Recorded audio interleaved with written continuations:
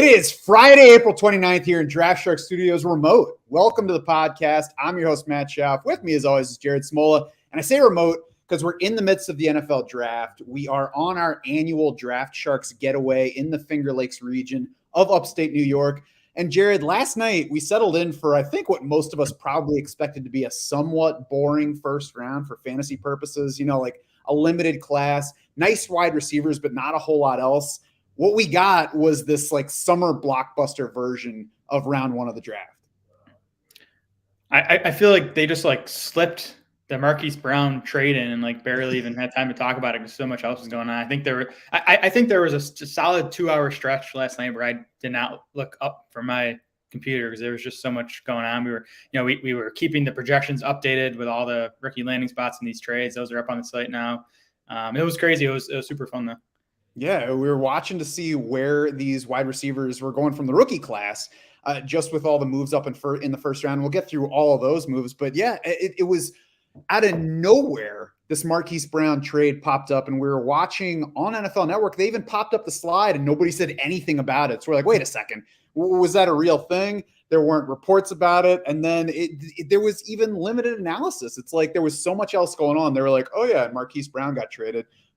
He is pretty good at football, so we'll see what happens there. So let's go ahead and start with that because I think the two trades kind of dwarf everything else from a fantasy standpoint. We mentioned the Marquise Brown one, so we'll talk about that first. He goes to the Cardinals. Marquise Brown plus a third-round pick. The Ravens get the 23rd pick in round one. They ended up moving down from there. So clearly it wasn't like, oh, we really want the 23rd pick, so we're going to make this trade.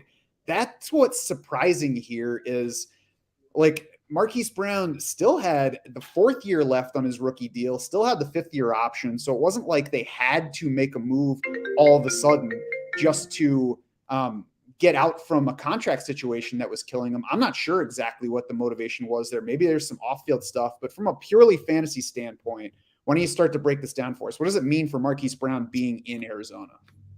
Well, yeah, I think starting on the Ravens side, like and there's probably still another move coming because right now it's Rashad Bateman and nothing else at wide receivers. Maybe it's Will Fuller. Jarvis Landry's still out there, but maybe it signals they want to shift a bit back more towards the run after going more pass heavy last season. For the Marquise Brown side, I mean, to me, for Arizona, this was a move to appease Kyler Murray, who has been having some issues with the team. Murray played with Marquise Brown at Oklahoma. They were together for a couple seasons there. I read this morning, Kyler Murray texted the Cardinals GM, Steve Keim, fire emojis after he learned of the trade for Marquise Brown. So Kyler seems happy. I think that situation is going to kind of blow over. He'll be there. And did you see Lamar Jackson with the WTF tweet? Yeah, I mean, as he should.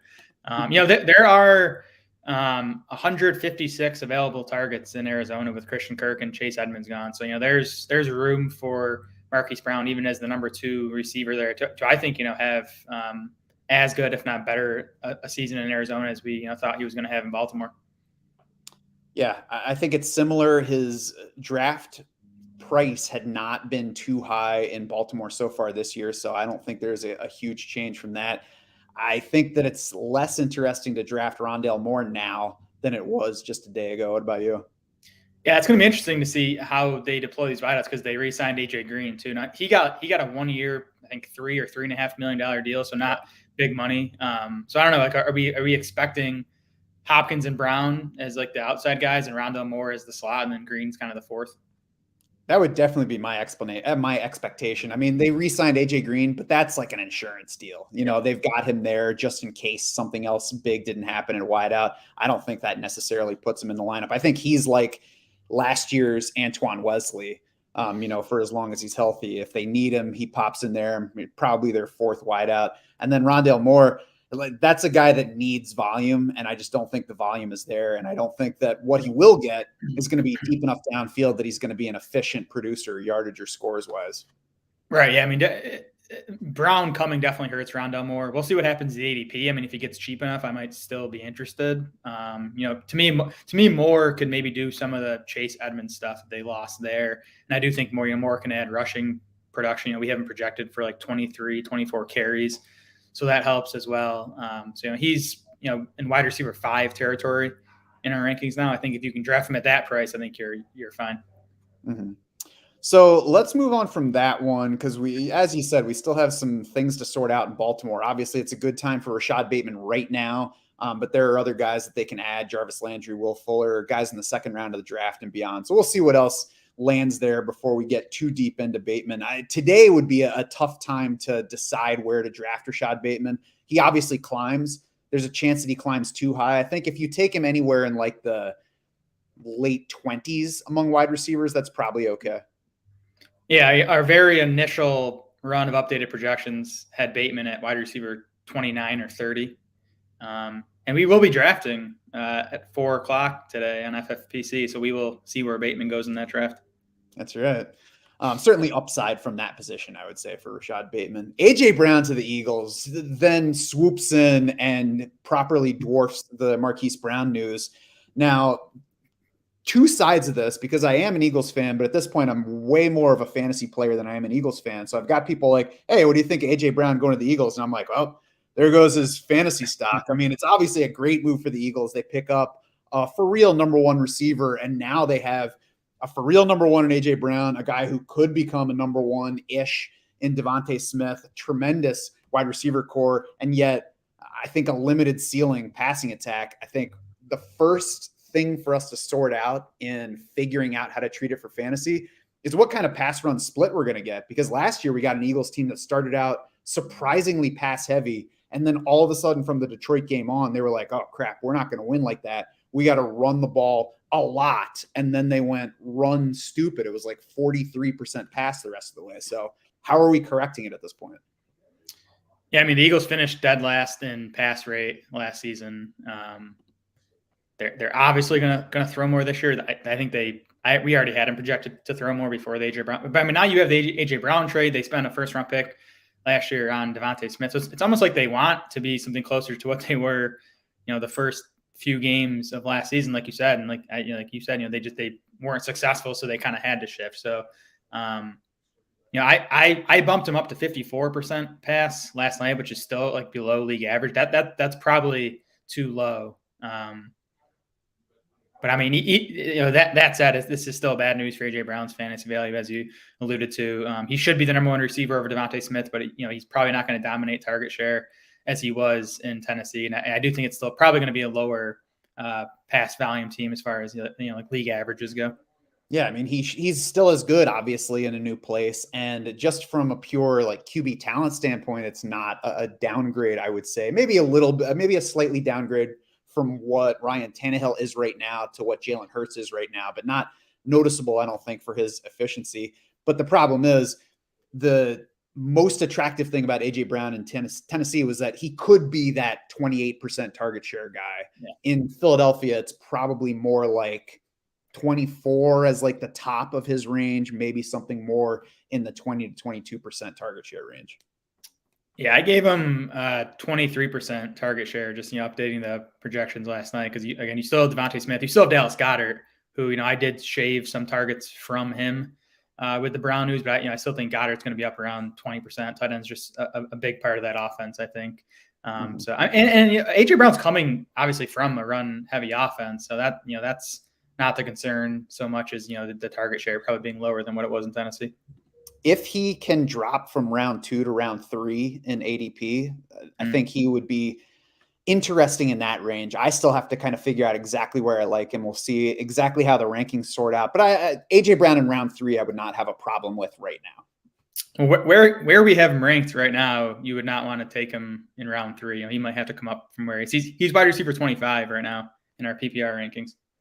I could see that. I also think that he's a much different best ball versus redraft asset because his numbers are going to come via he'll have a 5 for 140 in 2 week, and then the next week he'll be 2 for 17. Yep, I agree. Garrett Wilson. Oh, no. Before Garrett Wilson, because I had my notes scrolled to the wrong place. Let's get into the rookies because we talked about these. We talked about the trades now. Unless you have anything else from the A.J. Brown trade to dig in further in before we go rookie-wise. No, yeah, not now. We'll talk more about it later for sure. Yeah. So let's get to these rookie wideouts because that's what we thought was going to be the center of attention last night. Ended up being overshadowed, but They did go fairly early. We saw a run of defense to start the draft, but then they went rapid fire once the wide receivers started going off the board. Drake London first to the Falcons, the first wideout off the board. I mean, whatever wide receiver landed with Atlanta at that point, assuming they take a receiver, is in a great spot just because there are so many targets available. Yeah, it's Olamide Zaccheaus, Auden Tate, Frank Darby. I mean, that's the guys that are, quote unquote, competing for snaps and targets with Drake London. So he, will be that team's number one receiver out of the gate. It's Kyle Pitts is still there, who we still have projected to lead that team in targets this season. But yeah, I mean, to me, the only concern with Drake London, and he was my pre-draft rookie wide receiver one, so I was happy to see him be the first guy off the board. He's going to be my dynasty wide receiver one post-draft as well. The only concern is quarterback play with Mariota there. That's a short-term concern for me. I think Atlanta is a team that is likely going to get one of these top quarterbacks in next year's draft. So I think quarterback play might not be a concern. Starting in 2023. Mm-hmm. And I mean, I had all these guys in close proximity to each other. I'm not sure how they sorted out, changed a whole lot about it. I have no problem with Drake London being number one. I think if I were in a position where I were picking, second or wherever these wide receivers start going, and somebody wants to trade up 2 spots because they really like Drake London, I'd be fine with moving down and getting something else and then taking whoever the 3rd or 4th guy is from this wide receiver class. I haven't sorted through this yet, and we'll talk next week about the dynasty rankings. I don't know. To me, I sort of think I have London one kind of in his own tier, and then the next 4 or 5 guys are kind of in a tier together beneath London. So I guess I'd be more aggressive in trying to get London in my dynasty rookie drafts. Sounds like you and I could work out a trade then in that first round. Let's do it. Garrett Wilson to the Jets is the next. Went at number 10, second wide receiver off the board. He lands in obviously a much more crowded situation because every single situation is more crowded for a wide receiver than Atlanta right now. This is going to be one that's tough to sort out projections wise. And it's really going to depend for 2022. It'll depend a lot on market price. We have Corey Davis there. We have Elijah Moore there. Elijah Moore has been a drafted darling so far. We've talked about how we weren't taking him at market value. Now it even gets more crowded. So I guess first we have to figure out how we're sorting out these guys. And my assumption here is that we basically have Corey Davis on one side, Garrett Wilson on the other side, Elijah Moore in the slot. Both Garrett Wilson and Elijah Moore, though, I think are the kind of guys who can move around the formation and will wind up not with either of them dominating slot share, but both probably in like the 60+% slot, snap range, I'm guessing. Yeah, we'll see. I mean, the numbers say that it should be Elijah Moore on the outside. He was actually more effective in terms of yards per route run on the outside last season. And Garrett Wilson was better in the slot in each of the last 2 years at Ohio State. Now, Wilson did play a bunch in 2020. He was primarily outside or slot primarily. Then his past season, he was outside for the majority of snaps. So he did show that he can do both. I'll be curious to see. I mean, I think the big question with those guys is who's going to be on the field when they go 2 wide receivers. Is Davis going to be off the field in that case? But to me, short and long term, the big question with Garrett Wilson is what do you think of Zach Wilson? He's coming off a really ugly rookie season. Kind of no matter what numbers you look at from Wilson's rookie season, it was not good. So he needs to take a big step forward if these wide receivers are going to hit.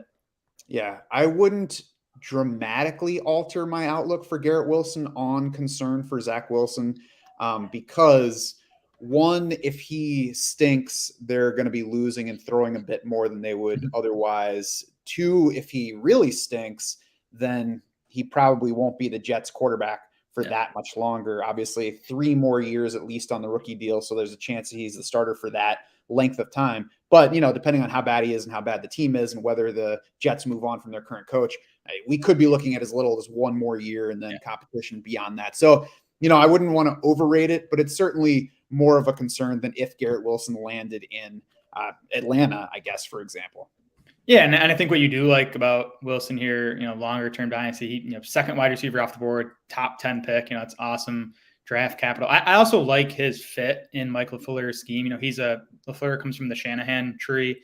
They like to, get the receivers the ball and pick up yards after the catch. And I think Wilson's a good fit and that type of offense. So, that's something working in his favor, I think. And that should be the kind of setup that helps Zach Wilson, assuming he can handle that kind of delivery of the ball, is quick, getting rid of the ball quickly, letting guys run after the catch. That can cut down on the, sack risk for Zach Wilson. Maybe just help everybody there. Agreed. Braxton Berrios, I think that's the one thing we can all definitely agree on. No longer really a thing for 2022 fantasy, right? Thankfully, yeah. It was a surprisingly sizable contract that he got, but if you look back at it now, it's a 2-year deal. There's $7 million in guarantees. It's a cuttable second year. So similar to AJ Green, not nearly to the same degree, but it's not the kind of money that means that Berrios is going to be in the lineup and then we have to worry about Garrett Wilson's playing time. Yeah, and speaking of cuttable years, so Corey Davis is signed through 2023, but they can very easily get out of his contract next offseason. So that's something, where it could be Elijah Moore and Garrett Wilson as the clear top 2 guys there as early as 2023. Yeah, we'll see if there's a Corey Davis trade coming up on day 2 or day 3 of the draft too. That would be intriguing. There you go. Okay, so we'll move on from the Jets to Chris Olave, who the Saints leaped up the board to get, I think from 16 to 11. Yep. And everybody's wondering what the move up is for. It is for Chris Olave, who is a wide receiver that was commonly mocked to them leading up to the draft. So they gave up 3rd round, 4th round picks, and they put Chris Olave in a situation that has immediate opportunity available.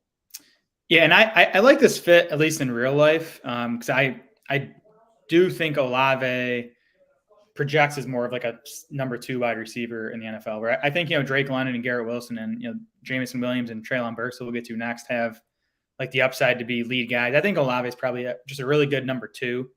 And that's what he's going to be behind Michael Thomas, at least to start. And like you said, there's plenty of room for him to carve out a big target share this season. Our initial projections have him at 87 targets, but there's a path for him to get up over 100. So Olave is definitely some, and I did think that he was maybe the most NFL ready among these rookie wide receivers. So he's definitely someone that could help you in 2022 fantasy leagues. For the near future, it seems like a particularly nice fit for him in that Jameis Winston loves taking shots downfield. Chris Olave operates very well deep, not an awesome yards after catch guy. Jameis Winston, not an awesome accuracy setting you up for yards after catch guy. Michael Thomas is at least somewhat of a question mark until we see him back on the football field. So that, can only mean target upside for Chris Olave. I'm certainly hoping that we get full Michael Thomas this year. And I think it's still a fine situation for Chris Olave, even if we get full Michael Thomas, because there are, as many targets available for Olave as I was reasonably expecting him to find right away in the NFL. Yeah, definitely. I think it's a good landing spot. The play calling is the other question mark in New Orleans with Sean Payton gone. Yeah, they don't have to be good. It's probably better for Olave if they're bad than they're throwing the ball more and Winston's chucking it, trying to come back. And that might be the ideal scenario for 2022 Olave. Could be, yep. The Lions jumped even further from 32 in round 1 up to 20 spots, gave up that pick at the end of round 1, gave up their pick right near the beginning of round 2. And of course, the immediate thought is, wait, did they do that for a quarterback? Nope. They did it for Jameson Williams, and he was pissed about it. Yeah, I don't think he expected to land in Detroit. I don't think anyone expected him to land in Detroit. It's so interesting. If you think the Lions, want to be this smash mouth offense, with Dan Campbell, but they make this massive move up for Jameson Williams after signing DJ Chark in free agency. They have a nice group of weapons there now. We were talking this morning. Jared Goff could succeed in this spot now. They have a good offensive line. You have Jameson Williams, DJ Chark, St. Brown in the slot, Hockenson, Swift. That's a good group of weapons. So I'm not going to go overboard with Jared Goff as a fantasy asset because he's not going to give us anything with his legs. But he's set up now where he could be their starter for a handful of years, and he could be good enough where they're not looking at a rookie quarterback. And even if it's just this year, we're talking about a guy who's going in QB3 range for best ball, and it's certainly a lot easier to like Jared Goff right now after what they've done through free agency and the draft so far, as a QB3 with week-to-week upside. Yeah. The spot isn't great for Jameson Williams to me. And even, for 2022, the first thing is the ACL. He had ACL surgery on January 13th. So that's going to, put him up against it to be ready for week 1. So we'll have to see about that. But, he has target competition in Detroit. His deep ball ability, I don't think is a great fit with Jared Goff. So he's a bit of a slider for me in the post-draft rankings. He's still going to be a top 5 wideout for me, but he might end up, being 4th or 5th, where, I had him as my wide receiver 2 pre-draft. And he's probably somebody who gains a little bit of value because he's probably going to generally slide down boards because nobody's going to be excited about a Detroit landing spot. But I mean, he could be the number 1 wide receiver as soon as next year there. They could have a new quarterback as soon as next year there. So that would be one where I wouldn't, if you love Jameson Williams, I wouldn't overrate the negativity about the landing spot for him. For 2022, I was basically out on him anyway because of that ACL. And, it's already a tough bet, a rookie wide receiver coming into the league. So when you add an ACL recovery on top of that, I would rather be way underweight on that type of player. I think it's even easier to be so now that he has landed in Detroit. Not only the limitations of Jared Goff, but Amon-Ra St. Brown, TJ Hockenson, DeAndre Swift, DJ Chark. There are only so many targets available for any player in that role. Yeah, and long term, I do expect Jameson Williams to be the number 1 wide receiver in Detroit. I think he's the most talented guy there. I think Detroit obviously loves him. Trading up 20 spots to get him, and Chark signed a 1-year deal, so it could easily be one and done for Chark. They're kind of similar players, Williams and Chark. Downfield guys. So I actually might expect at this point it just to be 1 year for Chark in Detroit. And the similarity of those two guys, I think, helps TJ Hockenson by clearing out space in the middle of the field where Jared Goff is best at throwing passes. So TJ Hawkinson's been a guy that's slid near the bottom of tight end 1 range. I think I wouldn't say he's exciting, but if you wait on tight end, he is attractive in that range. Yep, I agree. Washington slid down in the draft. They made the trade down with the Saints, picked Jahan Dotson at 16th. They picked up a 3rd round and a 4th round pick to move down 5 spots. So clearly, Jared, by picking Dotson at 16th, they like him in general. I wonder if the trade down is also an indication that they don't see a huge difference between Dotson and Chris Olave and Jameson Williams. Which I think is wrong, but I mean, I could be wrong there. And, Washington took Dotson ahead of Treylon Burks. To me, Jahan Dotson at 16 just doesn't. I don't. I think Washington kind of got caught up in the wide receiver run and just sort of took Dotson as maybe the last guy they had that they liked. But Dotson, like Olave, I think he's not a lead receiver. He's a nice player. I think he's very similar to Olave. I think he's NFL ready. So I think that's going to help him for this season. It just he's 5'11", 178 pounds.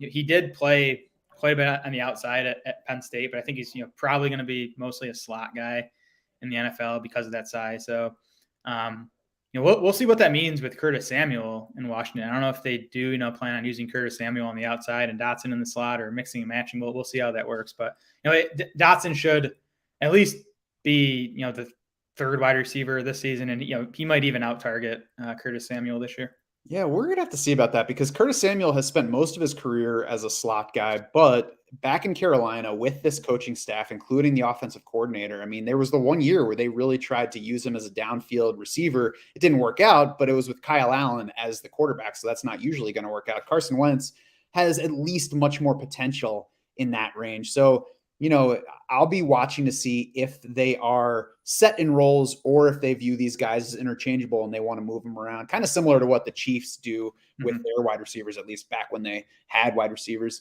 So it's a bit of a head scratching move to me as well, because Dotson hasn't seemed to be regarded among these guys. A couple years ago, they took Terry McLaurin in round 3, and it seemed like a throwaway kind of player, and he turned into an insta-star in a bad offense. So Dotson is at least fun to watch. There are things to like about him. I know that from a fantasy and analytics standpoint, we don't like that he played all 4 years in college. He's a little bit old for a prospect, and he didn't have a particularly early breakout age, right? Yeah, I think he might have been a sophomore bracket. I can't remember exactly. But Dotson's he's going to be no higher than wide receiver 6 for me post draft, and there are still, I think, guys that could go tonight that could pass him in the rankings. Yeah, I certainly don't think that he's going ahead of Treylon Burks in our rookie rankings just because he went ahead of him in the rookie draft. But, we'll see how this goes. I'm interested in he at least lands in a spot with some opportunity. It's an intriguing offense overall for this season, and especially because Carson Wentz is late. Dotson's going to be late. Curtis Samuel has been late. So you don't have to invest to take chances on at least guys who have upside talent here. Yeah, for sure.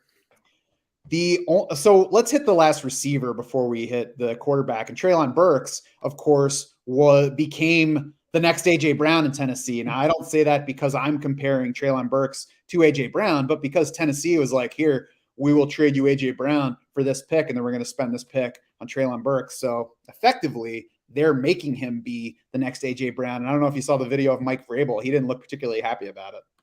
Yeah, which is like, there's no way he just found out about it at that point, right? Like, this had to be in the works. I don't know what to make of that. He's obviously not happy. I mean, you just lost AJ Brown, and plenty of people did compare Burks to AJ Brown pre-draft. I didn't see that. I mean, I think the Deebo Samuel, the Laviska Shenault comparisons to me are better for Treylon Burks. 18th overall pick, got draft capital, plenty of target opportunity in Tennessee. The Titans did add Robert Woods, but he's getting up there in years and is coming off the ACL. So it's a fine landing spot for Burks. It doesn't excite me, but I don't think it hurts his fantasy value. I mean, I think it's an excellent landing spot for him for the reasons that you just said. AJ Brown was obviously an intriguing player there. It stinks for Burks that he's going to be compared to AJ Brown going forward just by virtue of how it went down. And obviously we can't expect him to be anything close to AJ Brown right away, but the target opportunity is there immediately. The biggest competition is Robert Woods, who's coming off the ACL from last year. So we have to expect at least some sluggishness from him. And nobody's excited about the Tennessee pass offense. So we're probably not going to get a Burks boost from where he was. If anything, people had already come down on him from early draft season. He opened as the first rookie wideout going in best ball drafts. He already fell back from that to right in the mix with the rest of the guys. I wouldn't be surprised if he slides even a little bit further just because of a general malaise when you look at Tennessee. But, there are opportunities there. I don't know that any other landing spot would have been better for him for immediate opportunity. Ryan Tannehill is good enough. So I think it's a good landing spot. I think he is an upside player. Again, I don't think that it changes his dynasty outlook in terms of moving him significantly up or down the rookie rankings for me. But it probably makes me look a little bit more at him for 2022. Yeah, again, just kind of like off the cuff for me. Like, to me, it's like Drake London is 1 among the guys that have been picked so far, and then Dotson is 6, and then those other 4 guys to me are all very similar. I'm not exactly sure how to sort them out at this point. With Burks, the short-term concern is the Titans are so run heavy. Derrick Henry's not going to be there forever, and when Henry's gone, like, they're not finding another Derrick Henry, and they're very likely going to pass the ball more. So longer term, and we'll see about the quarterback situation. I mean, Tannehill's into close to his mid-30s now. He's a guy that you could see get cut next offseason. So that's another issue for Burks. But again, I don't think it's a spot that hurts his fantasy value. He's no lower than wide receiver 5 for me in Dynasty. For all of the quarterback talk leading up to the draft, we had one quarterback go in the first round, and it was Kenny Mittens to the Steelers at the 20th pick overall. I mean, I guess we should get a competition, I think, between him and Mitchell Trubisky this year. We obviously all expected and then got Trubisky signing with Pittsburgh. It's a 2-year deal, $14.3 million, but there's only $5.25 million guaranteed on the deal. It's done in a way that they could cut him next year if they wanted to, and it would only count, I believe, like $2.5 to $3 million against the cap. So it's not a contract that necessarily locks Trubisky in as a starter for even this season. So I think we'll get a competition. Overall, though, for fantasy, I just don't see the upside to Pickett. I'm not at all excited about him in the short or the long term. No, me either. I think he could be their week 1 starter, and if I had to bet right now, I would bet on Pickett starting more games than Trubisky this season. I mean, I think one of the things going for him is that he was considered pretty NFL ready. 5-year college player. He has the experience. So I think you're going to see plenty of Pickett this season. Has some nice. I think the landing spot helps his fantasy play. I'm not excited about him, but I do think he gets boost. With Deontay Johnson, Chase Claypool, Najee Harris, Pat Freiermuth, nice group of weapons there. And, he kind of had some rushing production for us. So I think he gets a slight boost. Definitely not excited about him. We'll see where Malik Willis goes. And like Malik Willis in like these dynasty super flex rookie drafts, like it's going to be interesting to see where he goes. Cause like, the track record of quarterbacks that, don't get picked in the first round is not good. But we do still know, Willis has that upside. So we'll see where he, how highly he goes tonight and then where he lands. Yeah, I think him getting out of round 1 means that for a dynasty superflex format, you should be treating quarterback the way that the NFL is right now. If it comes to a point where it makes sense, take them, but do not force it at the top of the round, because we still have Breece Hall yet to go somewhere, Kenneth Walker yet to go somewhere. Those guys are probably going to be at least pretty good. Quarterbacks, we have absolutely no idea. And we just talked about all the wide receivers that have gone already, plus some good ones in round 2. So I'm not going to force a quarterback just because it's super flex. Frankly, even if I need a quarterback, I would rather try to do what QB needy NFL teams already have done this offseason and trade for a cheap veteran. And it's going to be cheaper for a dynasty league than it is for an actual NFL franchise. But, go get Ryan Tannehill, who's obviously going to start for at least this year. Get Jimmy Garoppolo before he lands with a team. Get Baker Mayfield and see what happens with him. Geno Smith might be on waivers in some leagues. He could compete for that starting job. We talked with Greg DePalma about it on our show earlier this week. I would look for stopgap solutions rather than overvaluing this rookie class of quarterbacks, which the NFL just confirmed to us is not very good. Yeah, either that or trade your 2022 first rounder for a 2023 first rounder, plus something else, because the 2023 quarterback class does look strong. Mm-hmm. Well, that's going to do it for this round 1 recap edition of the podcast. Head over to draftsharks.com now. You can get more reactions to the first round picks, including all the defensive guys. Check the Shark Bite section for instant analysis. We'll, of course, keep that rolling through round 2 and round 3 tonight. Jared is on the instant projections changes. He'll be tweeting those out. You can also find our constantly updated rankings on draftsharks.com, as well as our pre-draft rookie rankings. You can take a look at those now, see how they might change after all these guys have landing spots through tonight and then into Saturday as well. For Jared Smola and the entire Draft Sharks crew, I'm Matt Schaff saying thanks so much for swimming with us.